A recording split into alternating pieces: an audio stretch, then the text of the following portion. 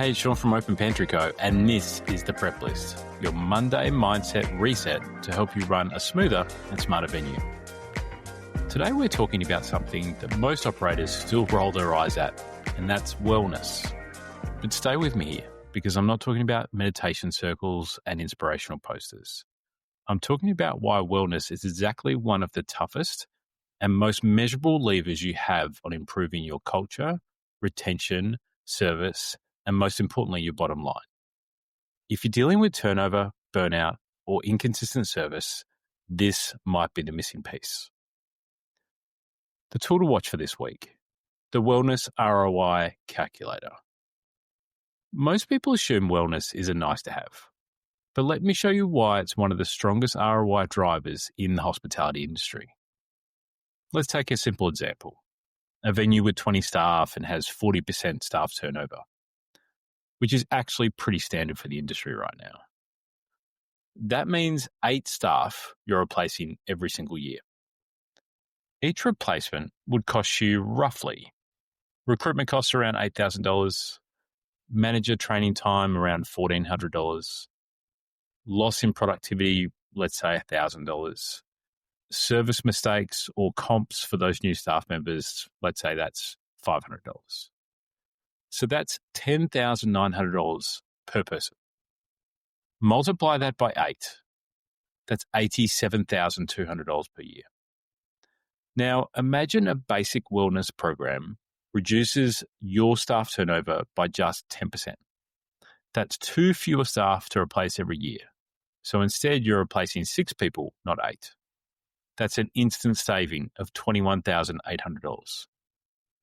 And what does a simple wellness program cost?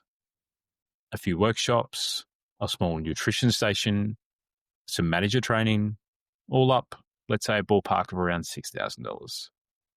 So your net ROI is around $15,000 back in your pocket every single year by putting in these measures.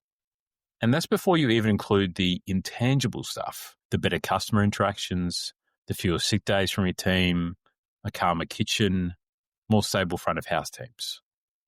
Wellness isn't soft, it's strategy, and it's measurable. The tool to test for this week. This is the 5-minute pre-shift check-in. This is a tool you can test tomorrow morning, and it costs absolutely nothing. It takes 5 minutes, and it changes the energy of the whole service. So let's break down those 5 minutes. The first 1 to 2 minutes is the physical prep. A quick rotation of stretches, neck rolls, shoulder shrugs, wrist circles, rotate who leads in, builds ownership, and warms up the team's body.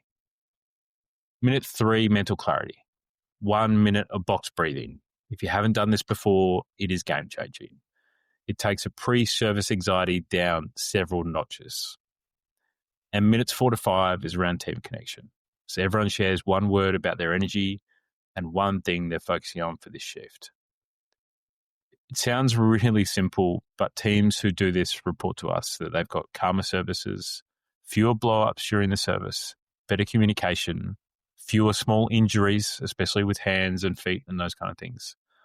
Do a test and run it for 2 weeks and then ask, should we keep doing this? I think I already know the answer. And here's your operator move for this week. One punchy example. Operator we know updated their jobs ads recently, and they added one simple line. We roster to avoid burnout. No more than 3 consecutive close shifts in a row. That's it. It was just one line. But here was the impact. They instantly stood out from other venues hiring. Applicants mentioned that line specifically. They attracted stronger and more experienced candidates. It cost them nothing to do, but it told candidates, we care about you as a human, not just a pair of hands on the floor. That's wellness as positioning, and it works.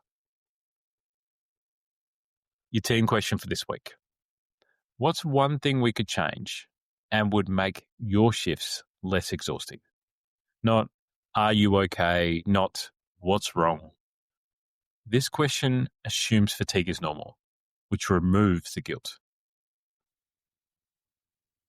It opens the door to practical and fixable insights, much like lighting issues, anti-fatigue mats, shift pattern tweaks, and 5 minutes after service to decompress. Small changes that make a huge difference, but only if you ask your team. And that's your prep list for this week. I hope you figured out from this conversation that wellness isn't soft.